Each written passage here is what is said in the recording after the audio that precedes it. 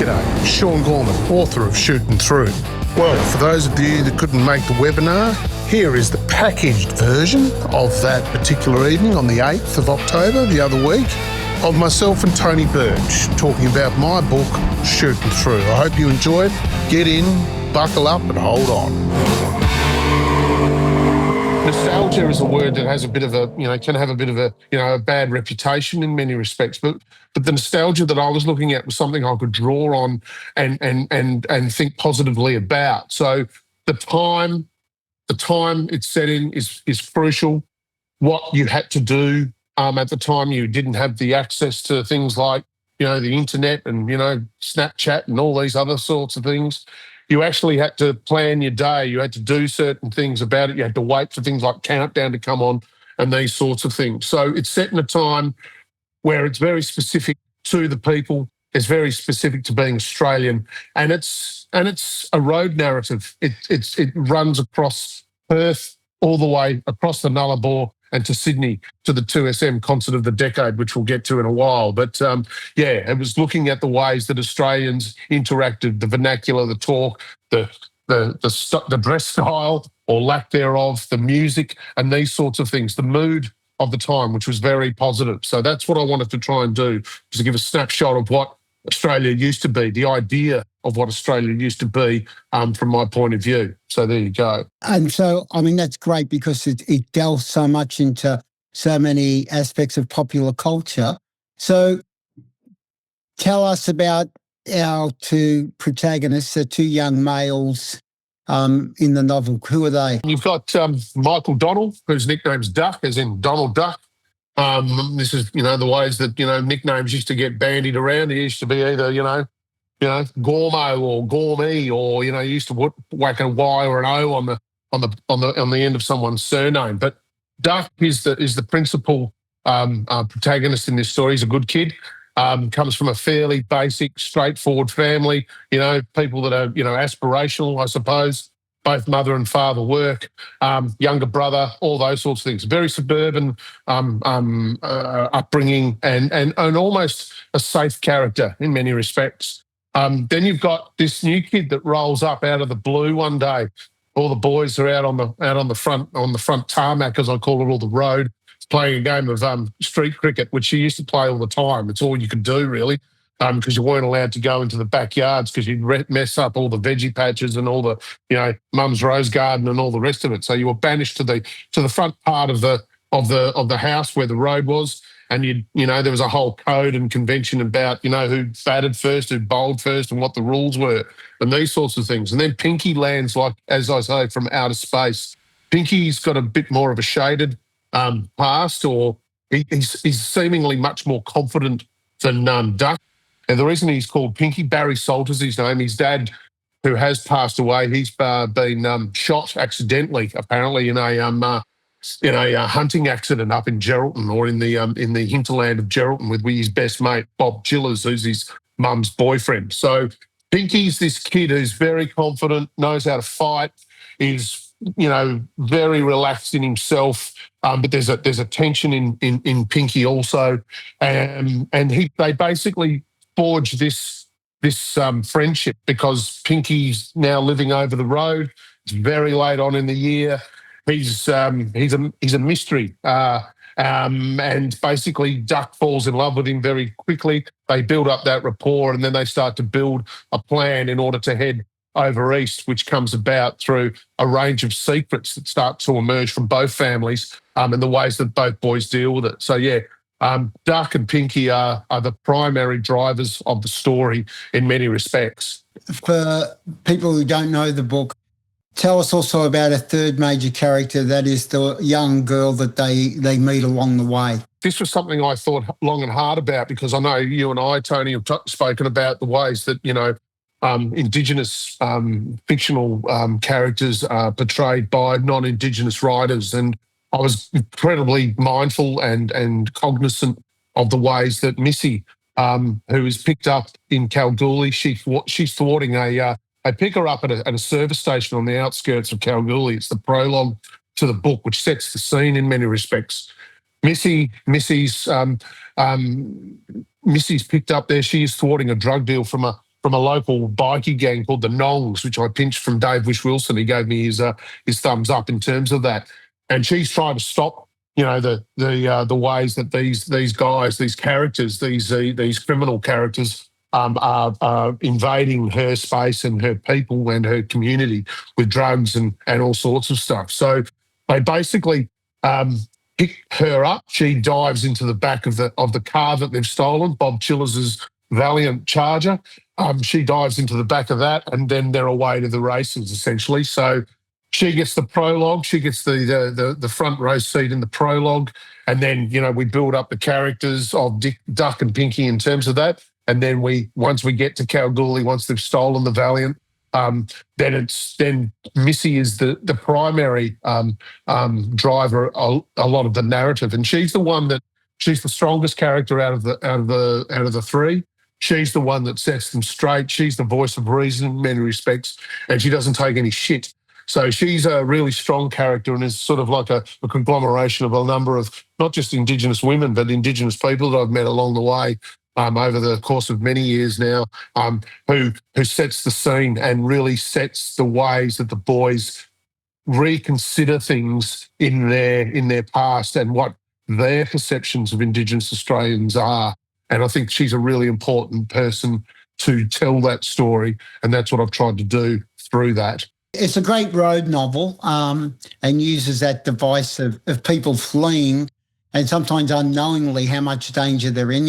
There are parts of the novel where the three of them are aware of, they face imminent danger, but there's also parts where they feel that they've got away or they're in a situation where they've got some freedom, and then they're sprung on pretty quickly. But before we do that, I just want to go back, because one of the things that I loved about the novel is the way the setup, you talk about the suburban street. And one of the things that interests me, I don't know Perth that well. As you know, I've been across there, but I don't get as far as the Writers' Festival and the river. So I don't get into the badlands or the suburbs of Perth. But what I recognise is that the way you set up that street scene of the games, the cricket in particular, there's a wonderful sense of universality around that. I remember when my kids were younger, my older kids, and they used to play down the end of the court we lived in. So all the kids would sort of hover down there on their push bikes. So as a writer, you talked about the cinematic qualities of your work, so you're drawing one on memory, but it's a very strong place-based piece, very strong visual landscape piece. How do you conceive that in your head? I mean, it's literally almost I can see a map of this street and I can see where the kids are coming into bowl. So how did you go about writing that scene, or those scenes in the street? Those scenes were created from a memory that I had. We spent about 2 years in Perth at one point in a suburb called Maida Vale, which is right at the foot of the hills, the Gooseberry Hill and Kalamunda and Lesmurdy. That is precisely what our street looked like. Thinking about that, trying to recapture that sort of situation, rendering that the way that I did, was very much a very strong memory that I had of Melloway Drive, actually, in Maida Vale. So I drew down on that very heavily. What I love about that also is it's weird because you have the street, and the street faces onto the front garden and the house. So, you're only talking meters away. I think one of the qualities of those scenes is that it's almost like you've created a world of children and teenagers, and then the domestic world of the house, which belongs to the parents. But they're connected, obviously, but it really is that the street belongs to the kids. And when they go to the house, it belongs usually, to the mum, the dad, or a psycho boyfriend, perhaps. But so you establish that distinct world very, very cleverly, which gives those young boys real autonomy and authority. Even though they take off on the road on this escapade, even before they do that, you sense them of having this really strong streak of independence and bravado. That's where you set the scene. That's where you set the scene for yourself and others. And like I said, the reason why they kept, playing and all the rest of it, because, boredom seeped out of every blade of couch grass and every beige brick in that suburb, and it did. So you had to make your own. You had to make your own fun. You had to keep, engaged through other ways of doing that, and that was primarily cricket in the summer and football in the winter. And that's what you did. You had to do it. There was to go inside with a bunch of boys or to go to the backyard and try and play cricket there where there was a grass area and a big backyard and all the rest of it was, you were tempting fate because they would invariably, you'd have a broken window and there's nothing worse than breaking a window and that sinking feeling when you wreck something that you shouldn't have done primarily because you're playing a game of cricket for argument's sake or kicking a footy. So the space of the front of the road in front of the house becomes this specifically demarcated space for these young men who are about to bumble their way into adulthood because they are 17. It's all set, as they're about to transition from high school into adulthood, whatever that actually means. And this is the last time that they'll be playing games like this for some time. So to be able to do that and they were highly codified spaces because everyone knew what to do and you didn't even have to say, tip and run, 6 and out and all the rest of it, one-handed catch, taping up of the tennis ball, all those sorts of things, an esky lid for one of the wickets, a bin for the other end and all the rest of it that went with it. Everyone knew what to do and you didn't have to speak about it because everyone understood what the process was. And so that was where you got to, show what you could do, if you could do anything. It showed you, how to negotiate with people around you. You talked about it. You bullshitted endlessly about how great things were. You compared it to things like test matches on the TV. And don't forget, this was a time when World Series cricket was on. So, the World Series cricket thing was a huge thing. And I remember that distinctly, like sitting there with my father who was, chain smoking and watching, that one day game between New Zealand and Australia where the underarm ball by Trevor Chappell was bowled.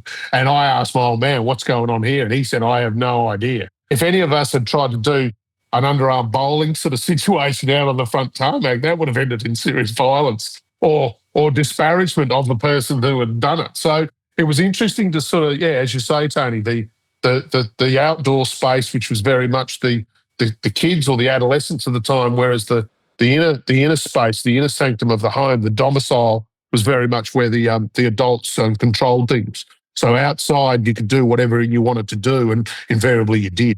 It's interesting when you talk about them boys. They're in that time. They're going to leave high school and do whatever they're going to do after that, and then they do steal the Charger, steal the car.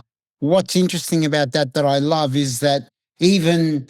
We'll talk about why they steal it or what the epic journey they're going to take where they want to get to.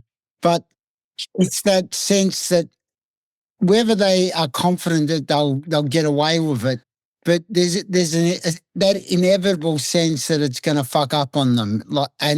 Subconsciously they may or may not know it. But I love that because with the bravado comes the sort of stupidity. Can you tell people, though, why they steal the car and where they're going? Well, I've got to say, Countdown was a massive thing back in the day. Countdown was where we got it's where we understood what was going on in the world around us. And I've spoken to a lot of people about this, and Countdown was massive for so many different people. And I suppose it's because you had to squirrel away the time in order to go and watch, Molly Meldrum bumble his way through, Countdown from 5 to 6 on a Sunday night, and then you got the replay on the Saturday, and it was family time that it was. You could sit down and then you'd watch the news or the winners, because in Western Australia you watch the winners, which was all the highlights from the VFL that week. So it was a real 3 hours worth of information and all the rest of it. But Countdown for us was huge. The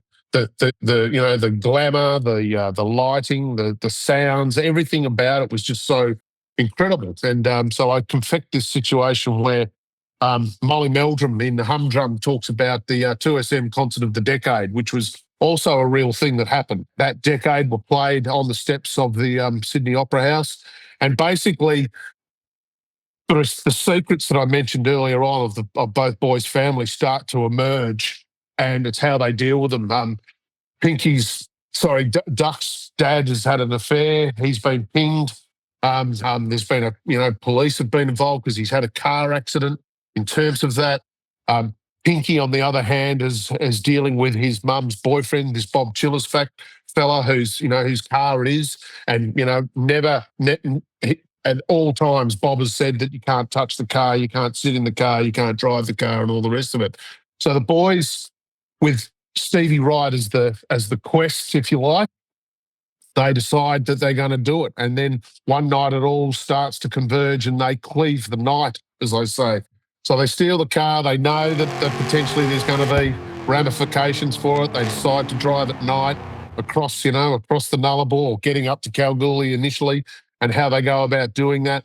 And then basically they have to try and negotiate or navigate the ways that they deal with this. And then Missy gets in on the act in Kalgoorlie, and it changes the dynamic. And they've got to really reconsider the ways that they go about doing this, because then once they're on the road, they're not just pursued by Bob Chillis and his mates, who are all a bit shady, like Geraldton Mafia and a few bikies, but the cops are involved in these sorts of things too. So I suppose it's the way that youthful bravado and your naivety, one's naivety at the age of 16, 17, and the opportunity that presents itself.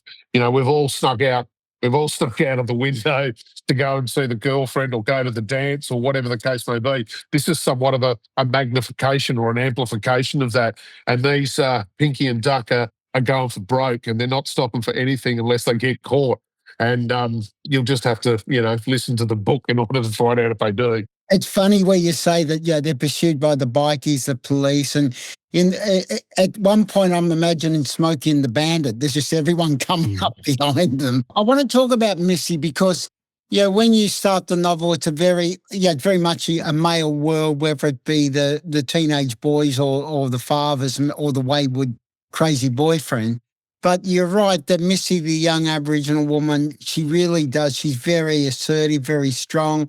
She changes the dynamic. So I'm interested here, a couple of questions about her, but one is, how conscious were you in the writing that by bringing this young female character into the novel, it's going to challenge that straightforward masculine narrative? Absolutely. And again, Missy becomes like not just the moral compass, but she's the centre of it, because she's been through it all. She's lived on the reserve. The land's been handed back by the government or the church or whomever. It's a bit vague as to how that has gone. She's been through a fair bit as it is, and she's trying to stand up for her community, and the reasons why she's trying to thwart does thwart the situation with the bikies at the time. So she becomes central to the education piece, and I didn't want it to be didactic, like banging people over the head with how these sorts of things went. But I wanted to sort of pursue loosely that understanding of what reconciliation actually meant and how those things go, not so much in terms of reconciliation as a thing, but how you negotiate an understanding of a history of something that you know nothing about.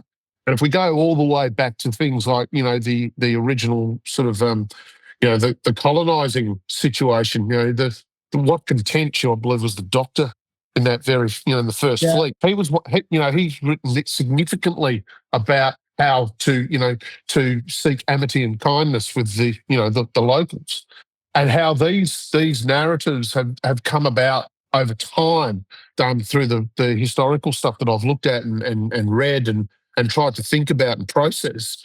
And I thought, well, reconciliation has probably been with us for 30, 40 odd years as an understanding and how we understand it and so on and so forth.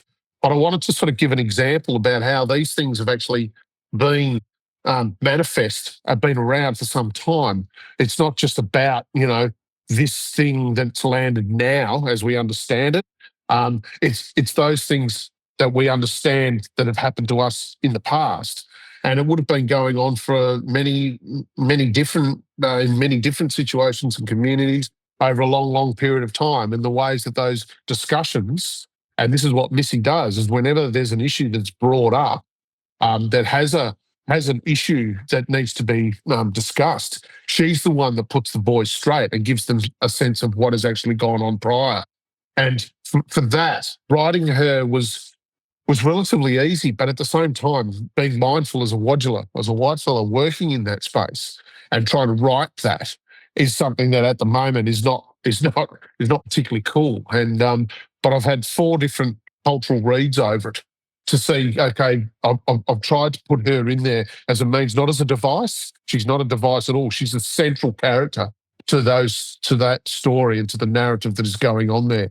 And without her, the boys are lost. It just becomes a road novel. It becomes a, as you say, a narrative across the Nullarbor. And I didn't want it to be that. I want it to be much more. It wanted to be much more than just a quest across the Nullarbor to go and see a concert.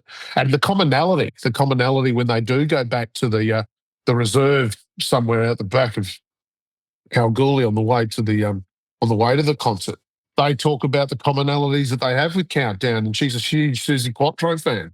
Which, it's that commonality through the music, through the ways that we see things, and through things like the television back in the day, and with Countdown, that she becomes a central thing, because it's that common piece that drives that story. And I was very mindful of Missy and how she would be portrayed and what she would do, but she's the strongest of all 3 characters in that particular in that story.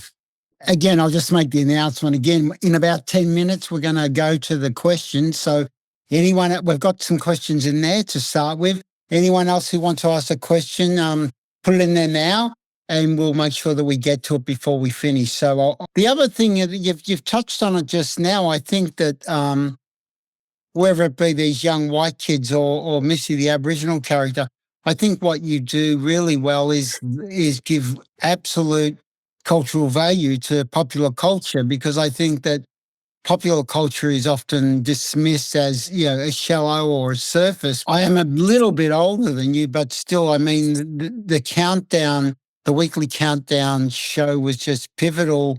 And I think that, I don't need to talk it up. People will often be surprised that Countdown became so renowned that international artists understood the importance of it in a way that they never would have, like something like Top of the Pops in Britain.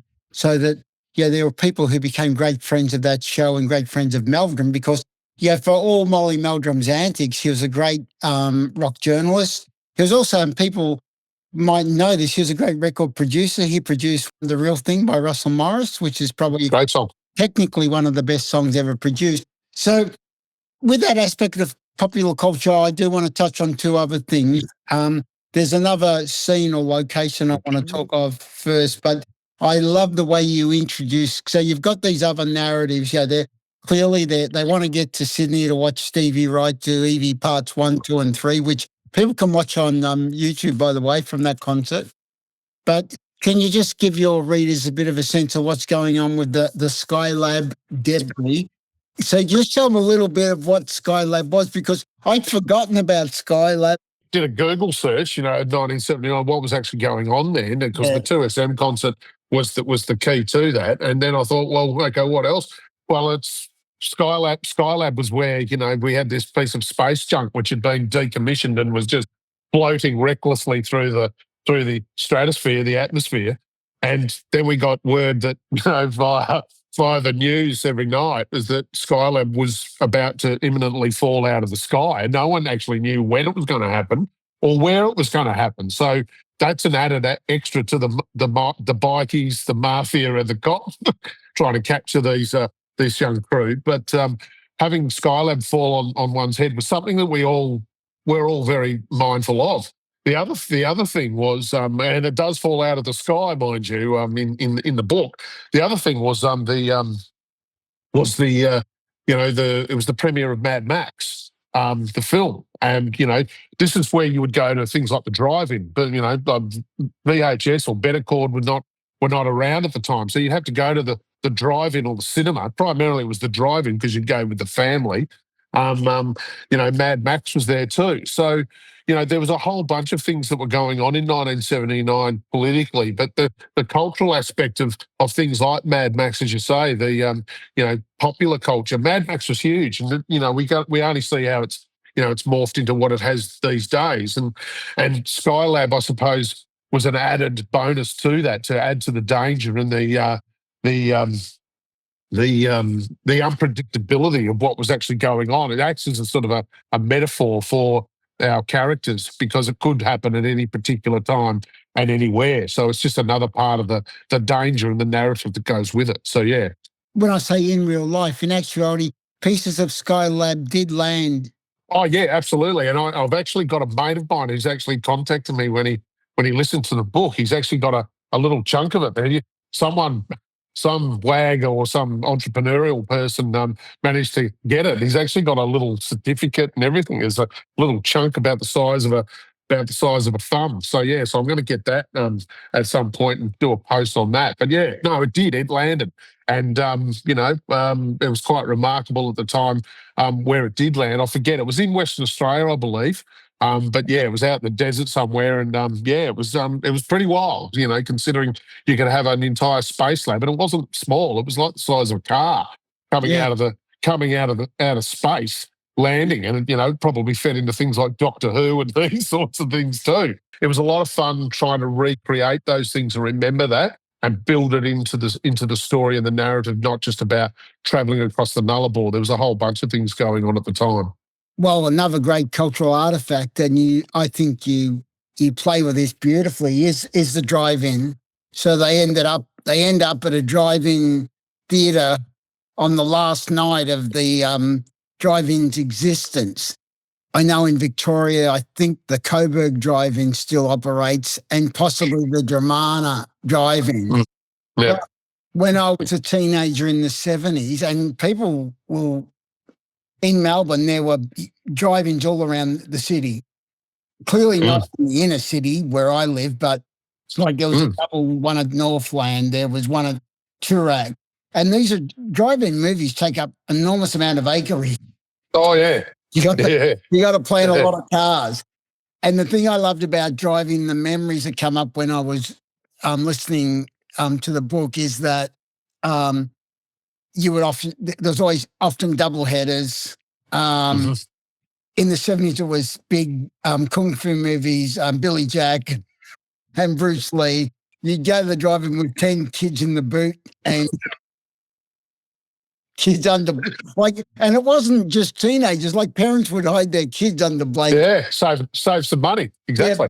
Yeah. I remember in the end, the drive-in theatre just decided to charge by the carload. So it wouldn't matter how many you had, you charged by the carload. But I imagine in a city like Perth, which has a massive driving culture, the driving must have been really important. Look, it was. And look, Perth's sister city is Los Angeles. So it's there's a car culture here, most definitely, and it is spread out. Urban sprawl in Perth has always been a feature of the space. Drive-in theatres were everywhere, and it's funny, the first time I saw Jaws was in Geraldton, actually, when we were living up in Geraldton, and it was terrifying. It was absolutely terrifying. And I think the last drive-in movie that I went and saw was with my mum, and it was to go and see the Rocky Horror Picture Show at the Rose. And every time you'd go to the drive-in, you'd go to the kiosk at, in intermission, and they always had the best hot dogs at drive-in theatres. I don't know what they were pumping in there, but they were always the best. But drive-in theatres also had their own codes and conventions. They always had maybe a putt thing, and they had a swing set for the little kids and all the rest of it. But they were so iconic and so specifically designed for family entertainment at the time, and the car became was the way you obviously got around. It was a status symbol and all those sorts of things. So it kind of married up really well. But then obviously home entertainment situations, again, VHS and Bettercord and these sorts of things. And now people don't. I think there's one drive-in theatre in Perth, and that's it. But yeah, it's and I think it's all digital. You don't put the speaker on the on the window of the car and wind it up and then drive home with it. Drive home with it, exactly. So yeah, that's happened 1,000 times. The drive-in theatre was a very special place, and it's all part of the memory of and the nostalgia that was the time in Australia in particular. I'll just ask one more question, and then we're going to go to the Q&A. So again, if you've got a question you haven't put in there, do it now. The other thing, of course, is that whether it be the kids playing out the front of the house, on the road with Missy, going to the drive-in, ending up at the concert at the Opera House. The other thing is, of course, you're dealing technologically with an analog age. And I think that one of the things that probably is, it mightn't be a sort of self-conscious sort of trope in the novel, but it's so communal in that sense. It's so communal. Yeah. So, the idea of now of kids playing in that way, I'm not saying kids don't play together, but kids spend more time in their room with their devices. We don't have the big drive-in theaters. I mean, there are still movie theaters, but a lot of what we're doing entertainment-wise, and even with music, we're not we're doing a lot of music on Spotify and other things. We're watching cinema in our home theaters. We're watching it on Netflix. So there's the sort of the mass crowd effect that you talk about in the communal aspect. You realize how much that has changed. So I think they have a lot of opportunities for invention that has been lost. Starting to sound like an old man when, back in the good old days and all the rest of it. But there was a whole bunch of things like accessibility, you know, you couldn't just go into your room and then play that favourite song. You had to listen to an album, and you had to put the album on a radiogram to listen to it, and so on, and normally in a beanbag or something like that. And you had to do it at certain times when you weren't disturbing mum and dad and all the rest of it. It wasn't the cricket or the footy was on these sorts of things. Being organised enough in order to access those things where, it would be communal, where you'd have to, you'd have a, time around with, friends and family watching, the countdown and then the winners and then, the news necessarily. It would always be a sort of a Sunday afternoon sort of feel about it. And that was all part and parcel of the ways that you engaged and you consumed those sorts of things. And it seems probably a bit hokey now for the generation that it is, but it actually gave you a sense of, you could interact and you had to, deal with certain things which you might not want to deal with and all these sorts of things. But you had to do it. And that was the only way that you could be part of that conversation on a Monday morning, is if you got your shit together and were actually there watching Countdown on that Sunday night. And the similar thing, if you wanted to go to the movies, to the drive-in, you had to be ready at a certain time. You had to get in the car and go, and all the rest of it that went with it. So it was a different time. It was a special time, and there's obviously nostalgia plays a big part in that. And I've tried not to sort of, I suppose, make it sort of, a bit sugary and all the rest of it. I've actually tried to give it a context which shows the ways that you used to interact and the ways that those things came about, and our sociability in terms of it. So I'm going to go to some questions now. And Clem Fandango. Clem Fandango. My God. Clem is also a bit of a smart ass who has written in here, first time caller, long time listener. Very good, Clem. That's an SEN fan, obviously. But Clem had also asked, I think, a really important question, believe it or not. So out of the characters, maybe particularly the two boys, which of those two characters do you think, or do any of them, what aspects of Sean Gorman is there in those characters? It's a good question, and I think Clem Fandango should be off to the blanket show shortly. He's well and truly past his bedtime. Well, it's clearly Duck. Duck is the guy who lives in that house, the house that I lived in, and I suppose it's the sociability and the ways that my family dealt with things, and the ways that meal times were very specific. The situation of setting the table, clearing the table, doing all the jobs that you needed to do in order to prep up and help mum and dad in terms of just dinner time generally were very codified processes in terms of that. So Duck's also a bit of a dreamer. He's a bit of a, he just wants to do what's right, but he doesn't really know what that is. And he's trying his hardest. And then when, Pinky lands, he kind of blows his perception of a whole range of things completely away. So he's got to try and navigate that as best as he possibly can. But Duck is, I won't say he's me, he's not me, he's parts of me, but there's also other people that I've brought into it. But Duck's probably closest to my heart in terms of that, yes. I think the second question here is a really important one. One is that why isn't it a series already? Well, it'd have to be pretty good to be a series already. It does take a while to get a series on the road. I think a more vital question there from anonymous attendee, I don't know who anonymous attendee is, but so saying that music features as almost its own character in the book, So is that what you intended to do, to create a character from the music, or did that happen organically in the sense that that just developed through the writing? How conscious were you of music being a character rather than just a characteristic? It's a really good question, and I suppose the genesis for the thing was, seeing that clip of Stevie Wright, on the steps of the Sydney Opera House in '79, and we've all been on road trips, and we've all been in situations with our friends or family or whatever the case may be, and that song's come on, and we've all kind of bonded in terms of it. And I just know, how you can be, cruising along, and then all of a sudden a song will come on a radio if you're not playing something yourself or listening to something, and something will come on, and then it'll really change your mood.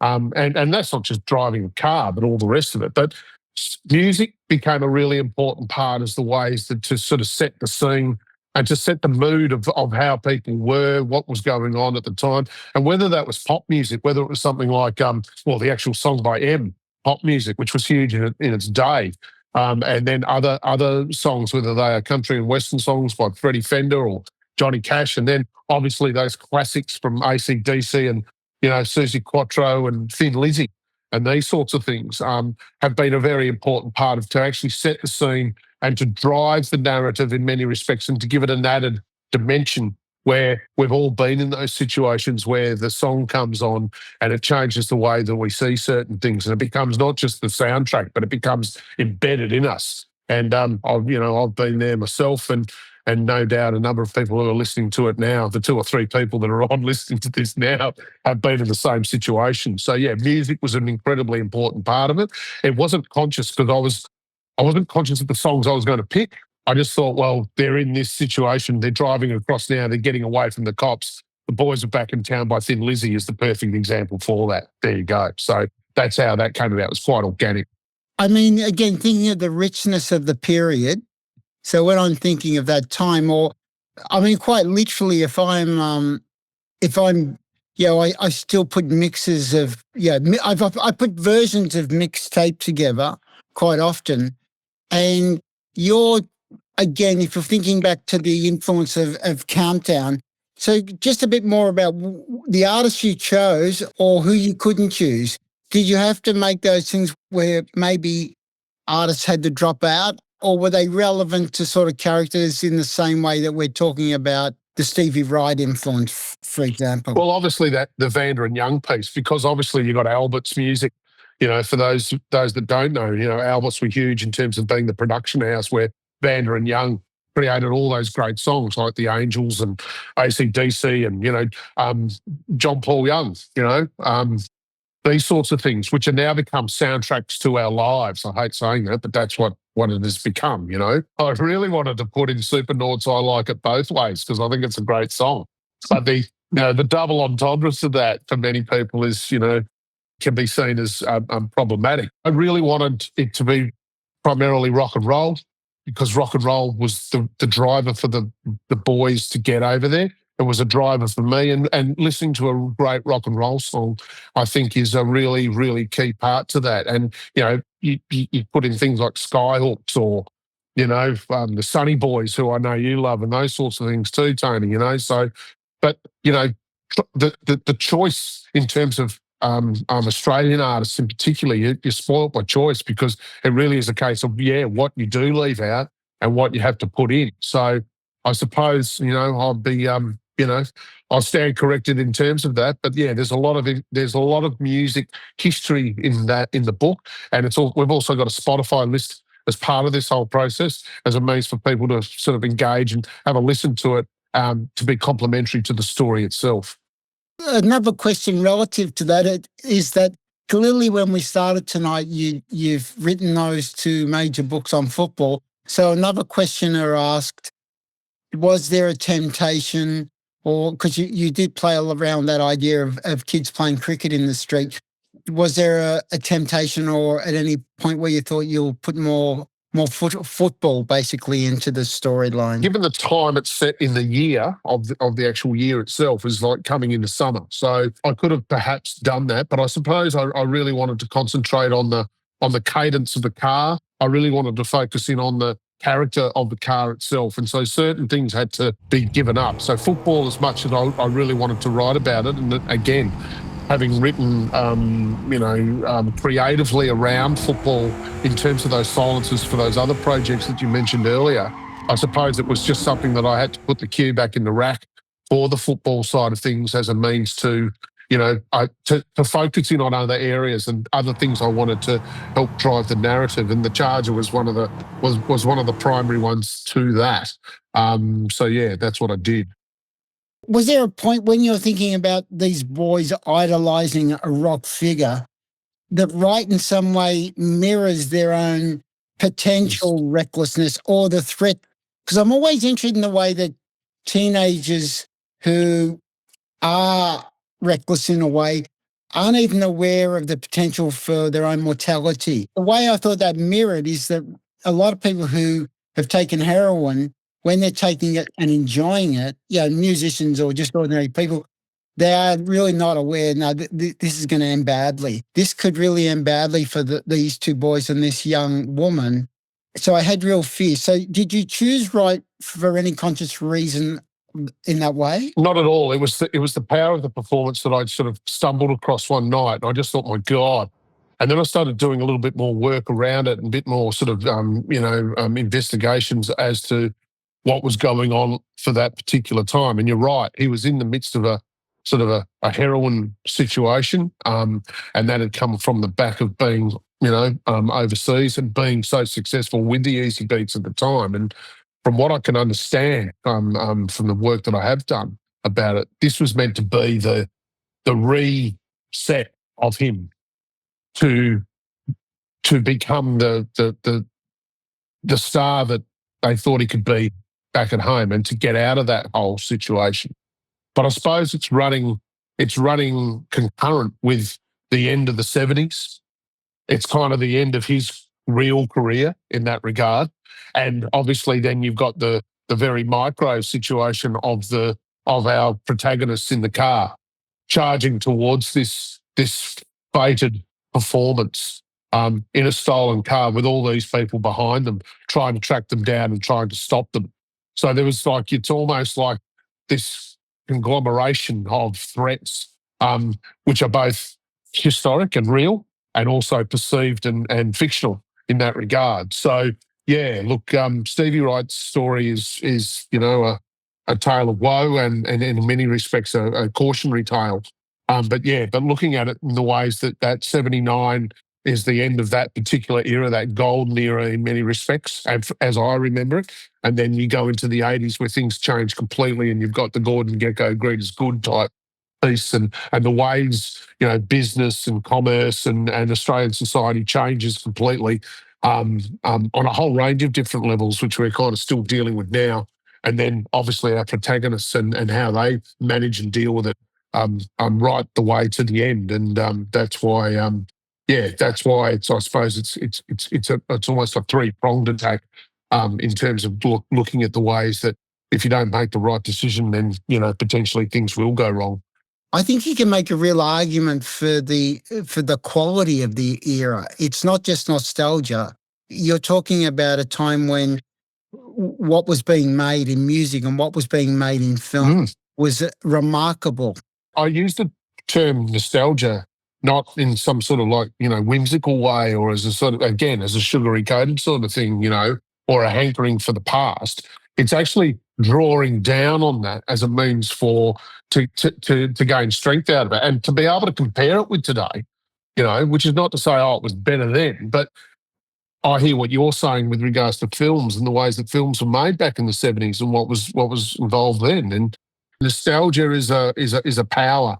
Nostalgia is an energy in that regard. And that's what I've tried to do in terms of it, is not sort of look back and harp for the olden days. It's a means to actually sort of, locate it as a means of a position of strength, and not just as a, something to, think about in a sort of a whimsical way. You're literally writing about events leading up to the end of that decade. There is something of sadness in these experience of these boys and this young woman. So charged. It's and I don't mean in any way in a shallow way. It's sexualized. It's the music. It's the car, and it's almost like it's an ending of that as well. I just want to read a comment by James Baker, who's one of the guests, and he says he knows it's not a question. It's not a question, James, but it's a great comment. And he's reminiscing here, and he says Tony, so he's talking to me, not talking to you. So James tells a little story about his mum taking the whole mob to the driving perf in this, and so I imagine the whole mob. That's a lot of kids piled into that car, I reckon. And then he says he remembers his mum ordering food for everyone at the shop, but the people, maybe they thought they wouldn't even let her pay for all of us. So he says there's a couple of bits of understanding and love. And then he ends it by saying crazy days at the drive-in. So exactly. Thanks for that.